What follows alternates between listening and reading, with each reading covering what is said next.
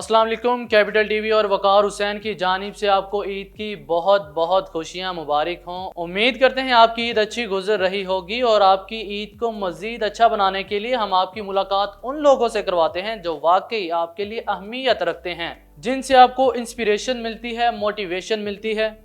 आज हम आपकी मुलाकात करवाएंगे एक ऐसी शख्सियत से, एक नामवर सहाफ़ी से जिसे सोशल मीडिया सेंसेशन भी कहा जाता है। दुनिया में, पाकिस्तान में बहुत नामवर सहाफ़त हैं, बहुत बड़े मीडिया चैनल्स हैं, लेकिन इस शख्स ने अपनी एक अलग पहचान बनाई। इतने बड़े बड़े मीडिया चैनल्स और उनमें इतने बड़े बड़े एंकर्स हैं, लेकिन इस शख्स ने अपनी एक अलग पहचान बनाई और पूरी दुनिया में इसे सराहा और देखा जाता है।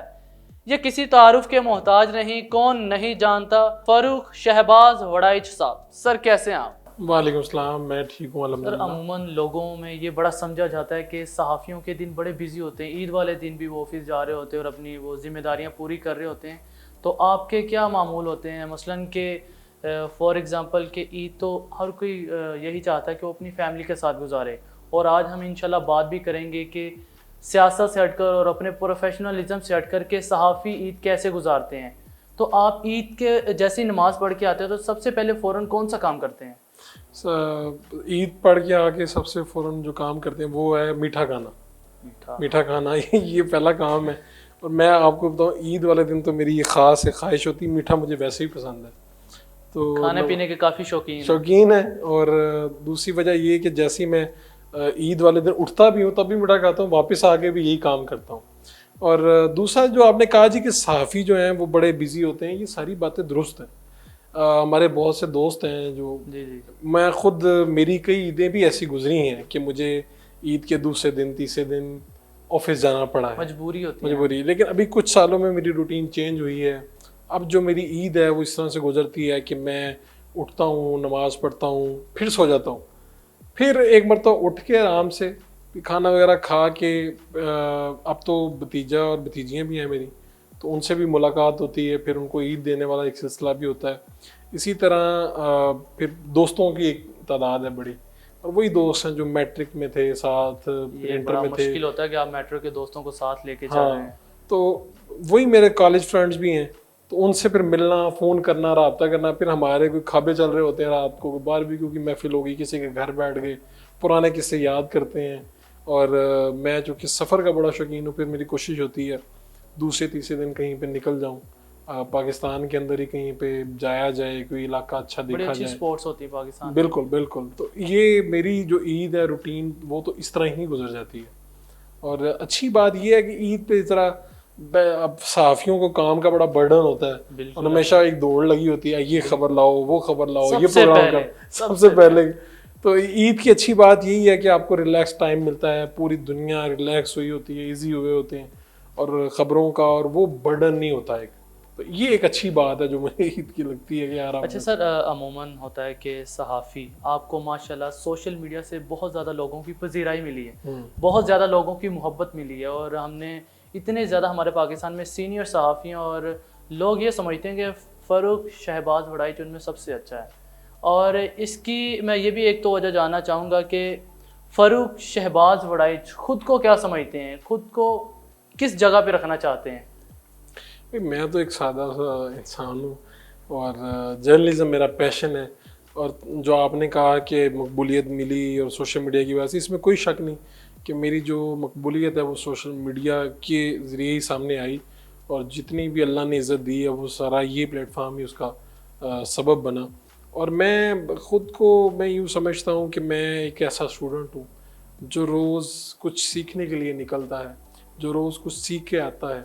और मैं कभी भी नहीं समझता कि मैं अब कुछ सीनियर होने लगा हूँ। ये मुझे आज भी ऐसा लगता है कि मैं वही फ़ारूक हूँ जो कल निकला था।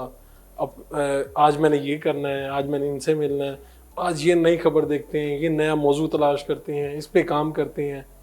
तो मैं आपको सच्ची बात बताऊं कि कभी मेरे दिन में नहीं आया। मैं बल्कि लोगों को बताता हूँ कि कहीं किसी जगह पे मैं जाऊँ तो मैं सलाम लेता हूँ, तो मैं कहता हूँ मेरा नाम ये है, फ़ारूक वड़ाइच। तो कई लोग आगे से कहते हैं कि कैसी बात कर रहे हैं, हम आपको जानते हैं। तो मैंने कहा यार, अगर कोई बंदा ये कह दे कि यार मैं आपको नहीं जानता, तो इसमें क्या मतलब, कोई जानता है तो ठीक है, कोई नहीं भी जानता तो क्या है। तो बिल्कुल सही है, आप तो वैसे भी माशाल्लाह किसी तारुफ के मोहताज तो बिल्कुल नहीं है। हाँ। तो माशाल्लाह हम आपकी ड्रेसिंग देख रहे हैं, बड़ी खूबसूरत आपने एक कॉम्बिनेशन बनाया हुआ है। ये आपका ये पसंदीदा है या बीवी की आपने इस बार सिलेक्शन की है? ये मेरा जो है ना, मेरा एक डिज़ाइनर है तो उनका नाम है फारूक भाई, जो हैं वो मेरे कपड़े वगैरह डिज़ाइन करते हैं। और जो कलर्स और ये जो इवन मेरा जूता भी है, मेरे कपड़े भी हैं, तो मैंने तो सारी ज़िंदगी इस तरह से गुजारी, यानी कि इस तरह की सादगी बताने लगा हूँ। सिंपलिसिटी में। नहीं, मैं सादगी ये बताने लगा कि मुझे तो ये नहीं पता चलता था कि यार आपने जो जूता ये पहना है तो इसके साथ ये कम्बिनेशन ये वो। तो अभी पिछले चंद सालों में ये हुआ कि ईद शोज़ में जाना और फिर मुख्तलिफ टीवी प्रोग्राम्स में जाना, तो ख़ास तौर पर उसने कहा यार भाई आप, वो मुझे जब उसने मेरी स्टिचिंग वगैरह शुरू की ना, उसने कहा भाई वो मैंने आपको देखा, आप उस वीडियो में बड़े अजीब लग रहे थे, आप प्लीज़ ये वेयर करके जाया करें, ये करके जाया करें। तो उसने बड़ी बेहतरी की इस हवाले से। वो कई चीज़ें तो अब मेरी वो शख्सियत को मद्देनज़र रखते हुए और मेरे काम को मद्देनज़र रखते हुए वो खुद बना के, हाँ खुद बना के मुझे भेज भी देते हैं और मुझे बता देते हैं मैंने आपके लिए नया ये कर दिया एक चीज़। तो ये उन्हीं की मोहब्बत तो आपको बिल्कुल एक तोहफा ही मिला हुआ है। हाँ, तो इस बार ईद पे आपने बेगम के साथ शॉपिंग की है या दोस्तों के साथ की थी? यार मैं आपको सच्ची बात बताऊं तो मैं कोई ऐसी खास शॉपिंग नहीं करता। नहीं। हाँ, मैंने हाँ कल परसों में मैंने कोई तोहफा एक दूसरे को दिया हो? तोहफे वाला ये है वो तो बिल्कुल है।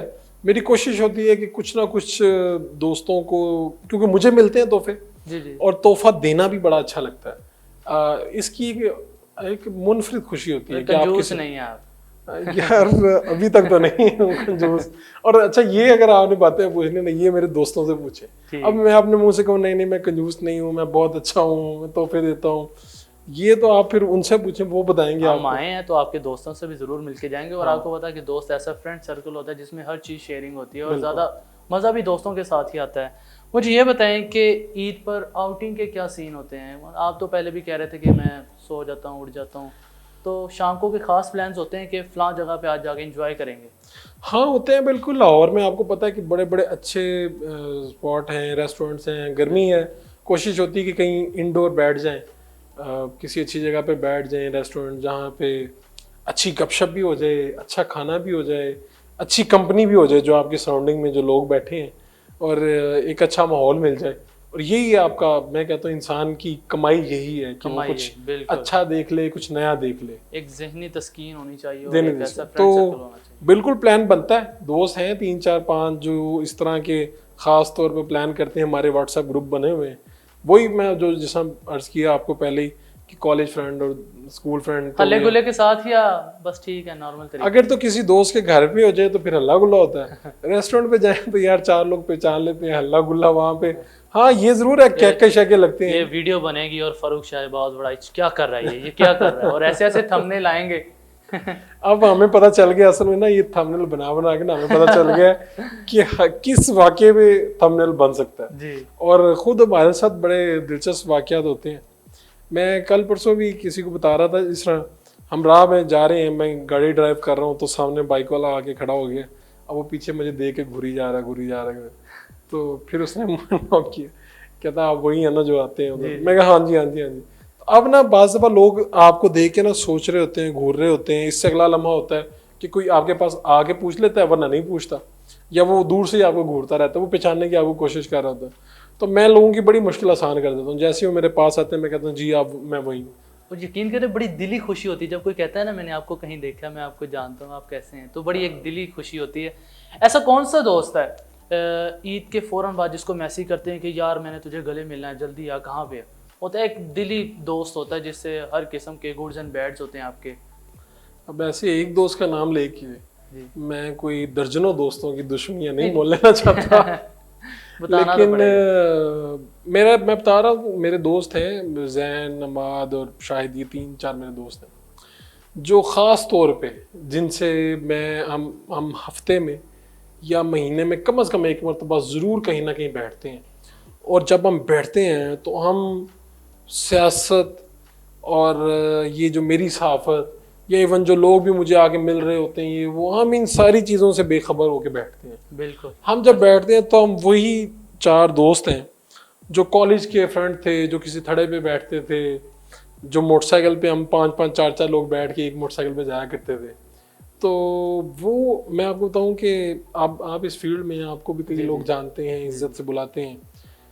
तो अब आपके कई दोस्त बनते हैं, प्रोफेशन के दोस्त बनते हैं, कई एंकर के दोस्त बनते हैं। बिल्कुल ऐसा है। तो जो दोस्त है ना, फरूख के दोस्त, वो आज भी मेरे दोस्त हैं। और हम जब बैठते हैं तो मुझे ऐसे ही लगता है कि यार इनमें से कोई मुझे उस तरह नहीं परखता कि मैं कुछ हूँ, मेरे ताल्लुकात अच्छे हैं, मेरी व्यूअरशिप अच्छी है, मैं पहचाना जाता हूँ। वो नहीं है, वो मेरे वो दोस्त हैं बेतकल्लुफ, जो हल्की फुल्की गाली भी दे देते हैं, मजाक भी कर लेते हैं, हम एक दूसरे के साथ हाथ पे हाथ भी मारते हैं, एक दूसरे को बाकायदा फिजिकली टच भी करते हैं। यानी कि ये वो लम्स वाला वो एक जायका है दोस्ती का, जो मेरे ख्याल में जब आप प्रोफेशन में आने से पहले जो आपकी दोस्तियाँ होती है ना, बड़ी ही खालिस दोस्तियाँ होती हैं। बिल्कुल। और ये मेरा ख्याल, ये जो लंगोटिए यार होते हैं ये आपका असासा होते हैं। बिल्कुल। और मज़ा भी आता है इनके साथ, क्योंकि वो बचपन की यादें, वो स्कूल में एक दूसरे से पंगे लेने और बड़ा मज़ा आता है। पंगे बड़े हमने किए हुए हैं। मुझे ये बताएं कि इस बार दोस्तों के साथ, क्योंकि 3 दिन होते हैं ईद के, पहले दिन कुछ और प्लान्स होते हैं, दूसरे दिन कुछ और प्लान्स होते हैं, तीसरे दिन कुछ और। तो वाइफ के साथ आपने कोई प्लान रखा हुआ है आउटिंग का या उसके मैके जाने वाला? मेरा तो पहला, दूसरा, तीसरा दिन अभी तक तो दोस्तों के साथ है। ये ज्यादा कर रहे हैं नहीं, मैं अपने अरेंज है या लव है, पहले ये बताएं। मेरी शादी अरेंज ही है। और क्या हुआ, यही वजह? अच्छा, यही वजह। नहीं, मैं उसमें बता देता हूँ आपको कि वो हम उनके घर भी जाते हैं जी। फिर ये है कि हम 4 भाई हैं, हम आपस में बैठते हैं, हमें टाइम बड़ा मुश्किल से मिलता है। मेरे जो छोटा भाई है वो भी मसरूफ़ होता है, मेरे से बड़े जो हैं भाई वो भी मसरूफ़ होते हैं काफ़ी। तो हमारी मुलाकातें भी इस तरह होती हैं कि कभी कोई शहर से बाहर है, कभी कोई मुल्क से बाहर है, कभी मैं ज़्यादातर रहता हूँ शहर से बाहर या मुल्क से बाहर, मेरी भी ट्रैवलिंग बहुत ज़्यादा रहती है। तो फिर हम कोशिश करते हैं कि जब फिर घर बैठें या मिलें तो ये ईद वाले दिन ज़्यादा ईजी मिल जाते हैं, फिर अपने अपने सारों को छुट्टी हुई होती है, तो हमारी कोशिश होती है कि इस तरह से टाइम स्पेंड कर लिया जाए। लेकिन ये नहीं कि बिल्कुल ही फैमिली में ज़्यादा वक्त गुजरता है, लेकिन दोस्तों में उससे भी ज़्यादा वक्त गुजरता है।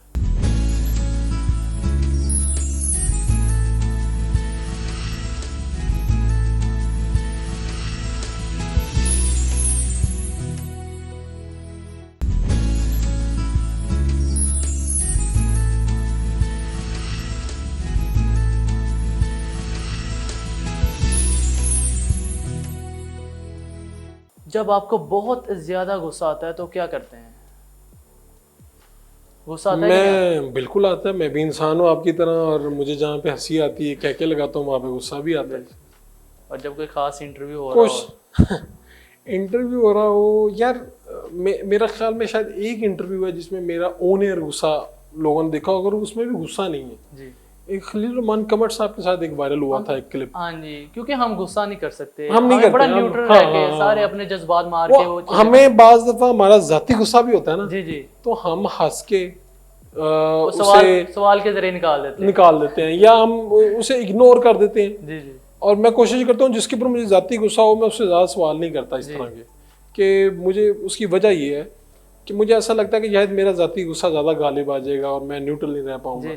तो खलील साहब के साथ एक इंटरव्यू था जिसमें वो फिर क्लिप निकला भी, वो पूरी दुनिया ने देखा, पूरी दुनिया ने देखा। तो उसमें मैंने क्या किया था कि आपने देखा था, मैंने आगे से कुछ नहीं सर कहता रहा। ये वो आमतौर पर मुझे गुस्सा आ जाए मैं खामोश हो जाता हूँ। मेरे जो करीबी दोस्त हैं या जो मेरे घर वाले हैं, जो लोग हैं, वो समझ जाते हैं कि यार ये गुस्से में है। मैं अगर उससे भी ज़्यादा गुस्सा है तो मैं वजह पूछ लेता हूँ कि ये जो गलती हुई है इसकी क्या वजह जी, और कोशिश करता हूँ कि उस टाइम में फिर मैं या खामोश हो जाऊँ या थोड़ा सा अलहदा हो जाऊँ ताकि ये ज़रा ठंडा हो जाए। लेकिन पहले बहुत गुस्सा आता था जब कॉलेज ज़माने में थे, और तब तो बंदा लड़ता भी है, झगड़ता भी है, और वैसे ही बड़ा अभी भी ऐसा कोई बुढ़ापा नहीं आ गया लेकिन ये है कि तहम्मुल आता है, वक्त के साथ साथ मैच्योरिटी आती है। आप ऐसे सहाफ़ी हैं कि जिनको सहाफ़त में ज़्यादा उम्र नहीं लगानी पड़ी जी, क्योंकि बड़ी उम्रें गुजर जाती हैं और माशाल्लाह अल्लाह ताला की देन ऐसी है कि आप, मेरा ख्याल अभी 30 के भी नहीं हुए और आपको माशाल्लाह इतना ज़्यादा फेम मिला हुआ है। मेरी 29 साल उम्र है और अल्लाह का बड़ा करम है, मैं देखता हूँ जब मैं जब मैं मुल्क से भी बाहर जाता हूँ तो मैं वहाँ पे लोगों को देखता हूँ, लोग मेरे पास आते मिलते हैं, तो मैं हैरान होता हूँ कि यार ये कैसे अल्लाह का फजल होता है जब आप पे, कि आपको 7 समुंदर पार भी लोग मिलते हैं, जानते हैं। अभी मुझे कल ही मैं एक टीवी शो की रिकॉर्डिंग में गया तो वहाँ से बाहर निकल रहा था, तो एक साहब आए मेरे पास, कहते जी हम कनाडा में हर वीकेंड पे बैठते हैं और रेस्टोरेंट में बैठ के हम, मेरा अपना ही उनका अपना रेस्टोरेंट है, तो हमारे यहाँ पे पाकिस्तानी कम्युनिटी जमा हो जाती है, तो कहते हैं हम ना मुख्तलिफ यूट्यूब पे वीडियोस निकाल के देखते हैं और हमने 5 से 7 लोग रखे हुए हैं जिनके हम मुख्तलिफ देखते हैं, उनमें यू आर ऑन टॉप, कि हम आपकी वीडियो देखते हैं कि यार इनकी क्या, फिर हम डिस्कशन करते हैं तो हम ये कहते हैं कि यार आप बड़ा बेहतर काम करते हैं। तो मैंने सोचा घर जाके कि यार ये देखें ना, कनाडा है, वहाँ पे बेशुमार चीज़ें हैं, लेकिन अल्लाह ने जब आपको इज्जत देनी हो तो किसी के दिल में आपकी इज्जत डाल देता है, वो आपको उधर लगा के देख रहे होते हैं। एक लीडर का बताता हूँ आपको, वो कहते हैं कि मैं नज़रबंद था तो मैं आपकी वीडियोस देखा करता था वहाँ से, उन्होंने मुझे बुलाया पास किसी के ज़रिए, स्टाफ के ज़रिए, मैं कहीं पर खड़ा था, तो पास बुला के उन्होंने मुझे कहा, बड़ी अहम शख्सियत, उन्होंने कहा कि यार मैं ना आपके इंटरव्यूज़ देखता था जब मैं नज़रबंद था, तो मेरे पास कोई वहाँ पे इंटरटेनमेंट की कोई चीज़ नहीं थी, या मैं अपना टाइम कहाँ यूज़, तो मैं आपकी वीडियोज़ 1-2 मरतबा मेरे सामने आई, उसके बाद फिर मैं देखते ही गया वो, और मैंने आपके फ़लाँ वाला भी देखा, फ़लाँ वाला भी देखा।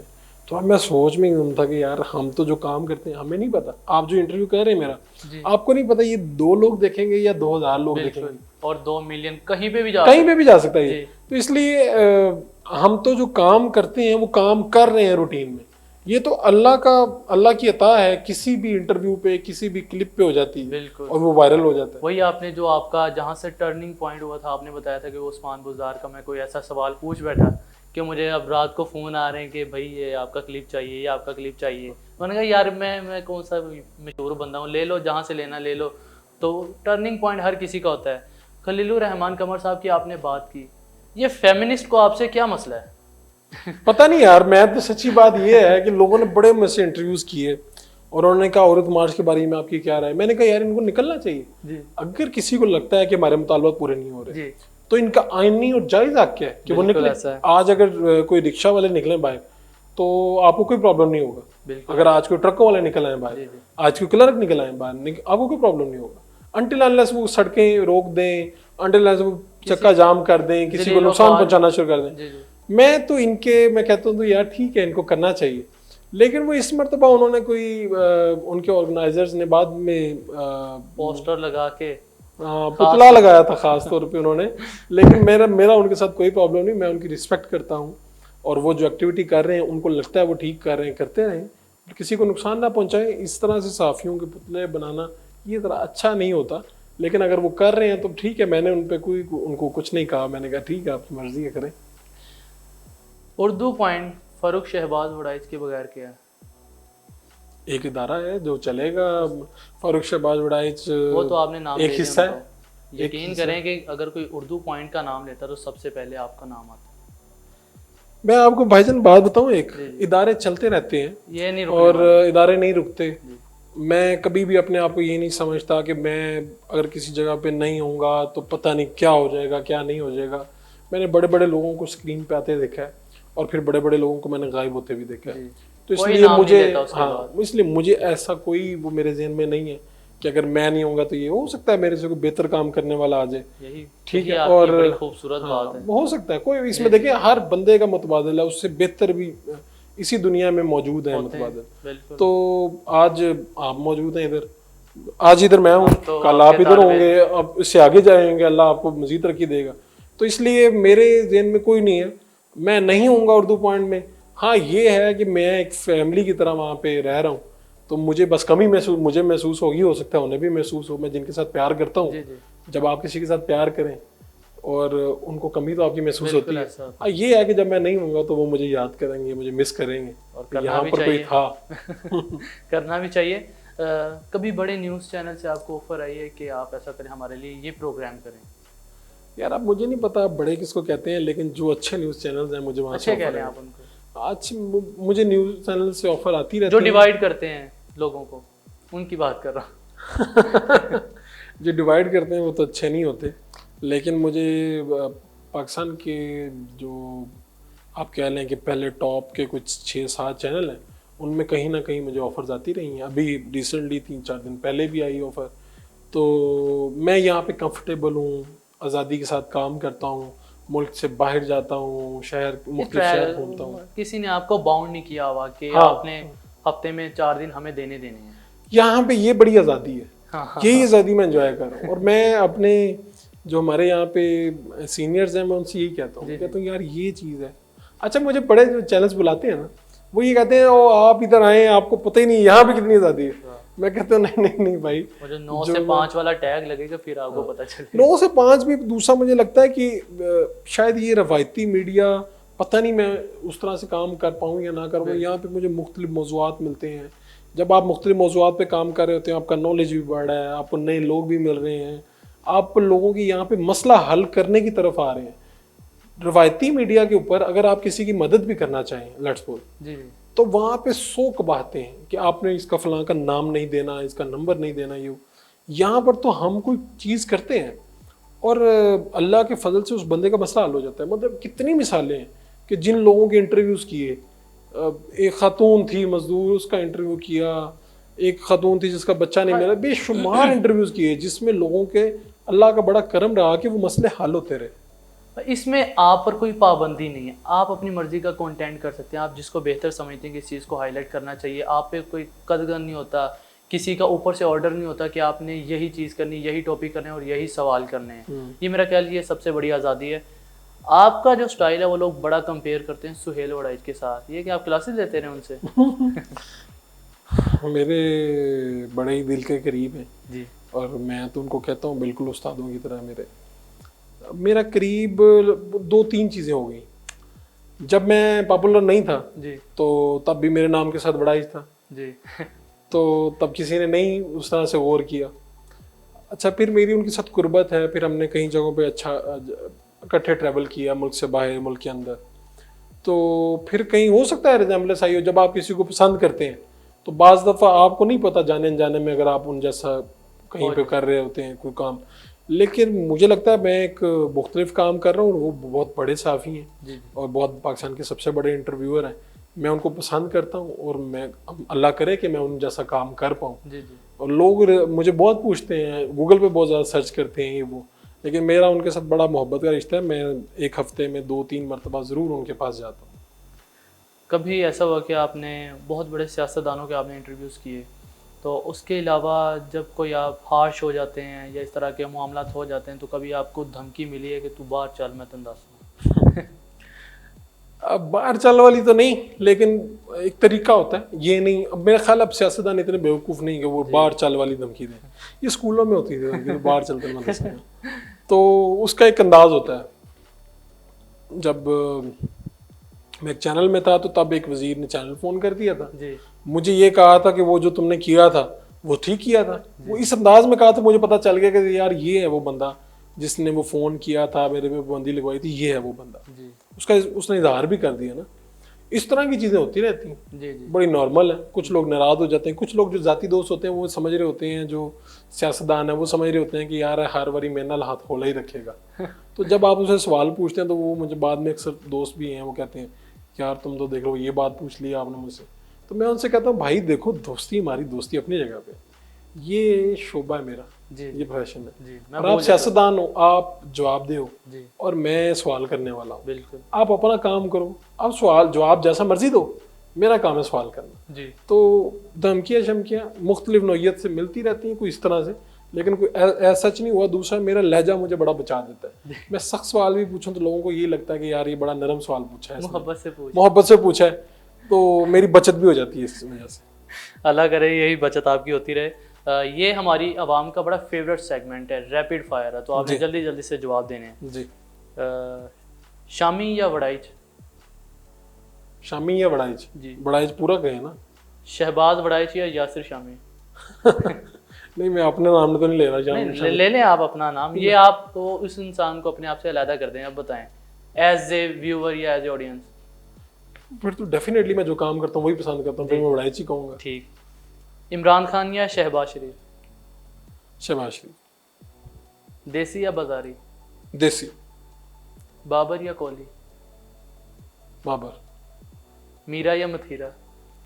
तो नहीं मुश्किल है। दोनों किससे माफी नहीं मिल सकती नहीं किसी नहीं, तरीके से। किसी एक को तो सिलेक्ट करना पड़ेगा। फिर मेरे ख्याल में मथीरा ही कर लें। मथीरा, हाँ, कर ठीक। लें। आतिफ असलम या राहत फ़तेह अली? राहत फ़तेह अली खान।